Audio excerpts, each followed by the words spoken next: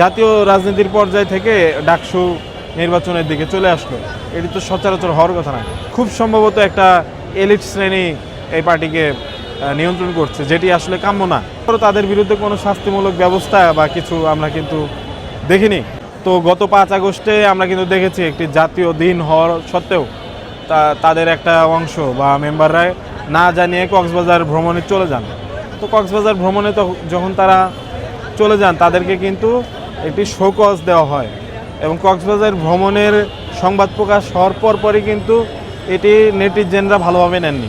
নেটিজেনরা এটা নিয়ে অনেক হাস্যরস করেছেন, ট্রল করেছেন। আর কথা হচ্ছে তাদেরকে শোকজ দেওয়া হলো।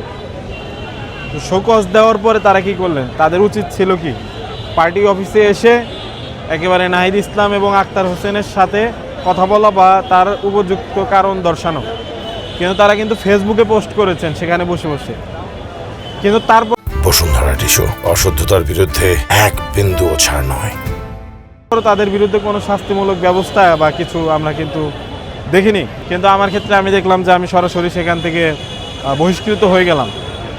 তো এখানেই আসলে নিহিত যে এখানেই উত্তরটা আছে যে মাহিন সরকার কেন জাতীয় রাজনীতির পর্যায় থেকে ডাকসু নির্বাচনের দিকে চলে আসলো।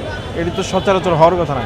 এখানেই আসলে উত্তরটি নিহিত, কারণ তাদের প্রতি পার্টির যে আচরণ এটি আমার প্রতি না, এমনকি কোনো অন্যান্য সদস্যদের প্রতি না। এখানে খুব সম্ভবত একটা এলিট শ্রেণী এই পার্টিকে নিয়ন্ত্রণ করছে, যেটি আসলে কাম্য না।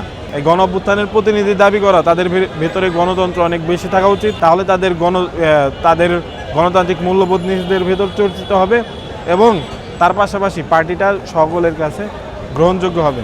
আমি যদি দোষ করে থাকি অবশ্যই বহিষ্কার করবে, কিন্তু তার আগে আমাকে তো কারণ দর্শাবে। এটি তো আমার অধিকার। যে কোনো জাস্টিস সিস্টেমে একজন কঠোরতর অপরাধী, কঠিনতম অপরাধী যে আছে তাকেও ডাকা হয়, তাকেও আত্মপক্ষ সমর্থনের সুযোগ দেওয়া হয়। যদি আত্মপক্ষ সমর্থনের ক্ষেত্রে সে ব্যর্থ হয় তাহলে তাকে শাস্তি দেওয়া হয়। আমার ক্ষেত্রে সেটি অনুসরণ করা হয়নি।